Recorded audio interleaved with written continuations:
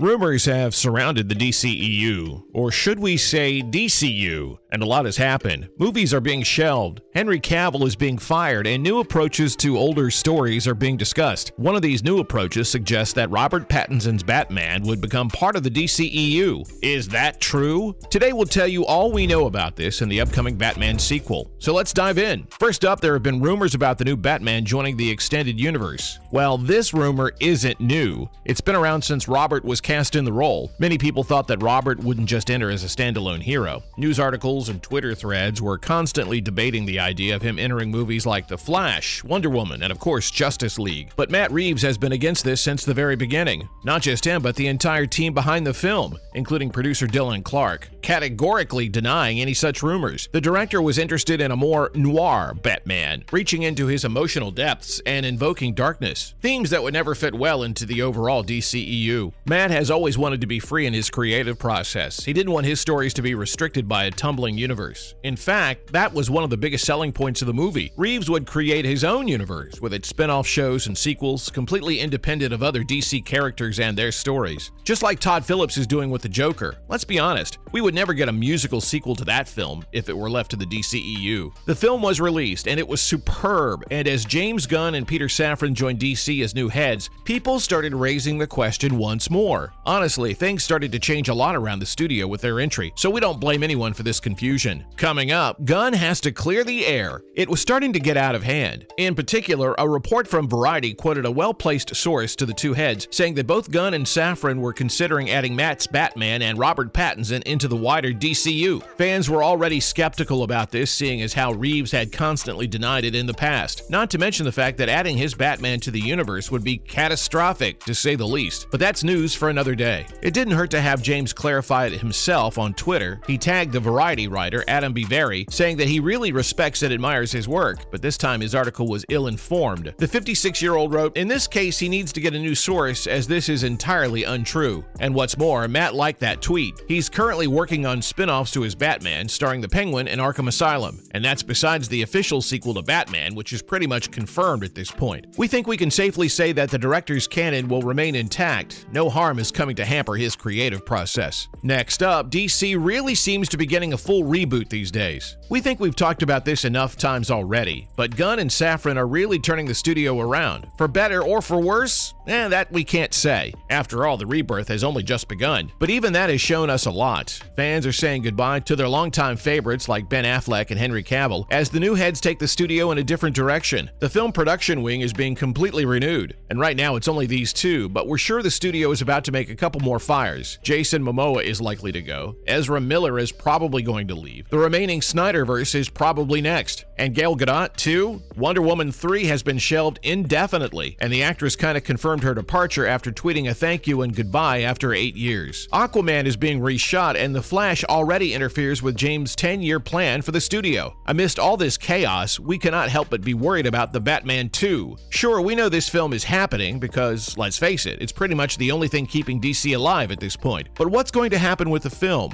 Will Gunn and Safran make a couple of changes to make sure it aligns with their vision for the studio? Here's everything we know so far. Moving on, the sequel will build on Robert's first turn as the vigilante hero. The first movie was very different from what we've seen, and we're talking about everything, even Christopher Nolan's trilogy. It was unlike any comic book movie we'd seen before, taking up inspiration from David Fincher's storytelling at points as well. We see the Caped Crusader trying to track down and defeat the Riddler in a very detective-esque fashion, almost reminding us of Finch's Seven. The Riddler's killing spree is very much like the Seven Deathly Sins in Fincher's movie, but enough about Fincher. The Bat emerges as the hero of Gotham, the light behind the darkness, but he doesn't save the day as typical superheroes do. Quite the opposite, in fact. The Riddler's explosive terror has forever changed the city that is laden with issues everywhere. The second film will surely pick up on that and see how Bruce Wayne goes around in his vigilante suit trying to fix the damage brought on by the previous film. What's more, there's no need to worry. The recent leadership changes at DC Studios may have been a nightmare come true for many fans in movies, but Matt's Batman isn't going to be one of them. James has confirmed that their 10-year plan for the DC Universe doesn't necessarily involve recasting every single character. It's true that they want to start fresh, but it's not going to be that extreme. Besides, the actors and movies being let go are those that have been in production for quite some time now. Gal Gadot has been with the studio for 8 years, and Henry, we haven't seen a new Superman in so long. Contrary to all of this, Robert just entered this year, and he made an excellent entrance too. The Batman was among the few DC movies that received audience and critical praise in recent years. Gunn and Safran aren't going to compromise that, especially not when they want to improve things. This confirms what we've already discussed. Matt is creating his own franchise with these movies and spin-off shows, and he has full control, and we hope it stays that way. Following up, we'll probably be waiting till 2025. We're really happy that the sequel isn't being changed up or anything, but there's some bad news as well. Fans will have to wait a long time to see the new film on the big screen. As per Variety, 2025 is the earliest we can expect the film to release, and it may even go beyond that. The same report also claims that even the script hasn't been completed yet, seeing as how Matt shuffles work between this and the Penguin series with Colin Farrell. Guess we'll have to wait for quite a while. We hope it's at least worth it. Hold on, is the entire OG cast returning? In simple words, we're not entirely sure, because it's still unconfirmed. Of course, Robert is returning, but so far he's the only star officially signed on the new film, as per Deadline. But we think it's safe to assume that most of the cast will come back, just like they do in all sequels. Their contracts just aren't here yet because the writing is still going on. Zoe Kravitz, aka Catwoman, left the city at the end of the first installment, but we're hoping she comes back. We can't wait to see more of that sizzling chemistry between her and the Caped Crusader. Plus, no matter the story, Jeffrey Wright would most likely come back as James Gordon. Reeves has taken a detective-ish approach to the superhero, and Gordon was very closely involved with the vigilante hero in the first film. And we obviously know Andy Serkis has to return. A Batman film would be incomplete without Alfred Pennyworth. The only question that remains is who will the main villain be? Let's take a look at who our main villain will be this time. With the Riddler almost out of the picture, there's room for a new villain for the superhero to battle in the second movie.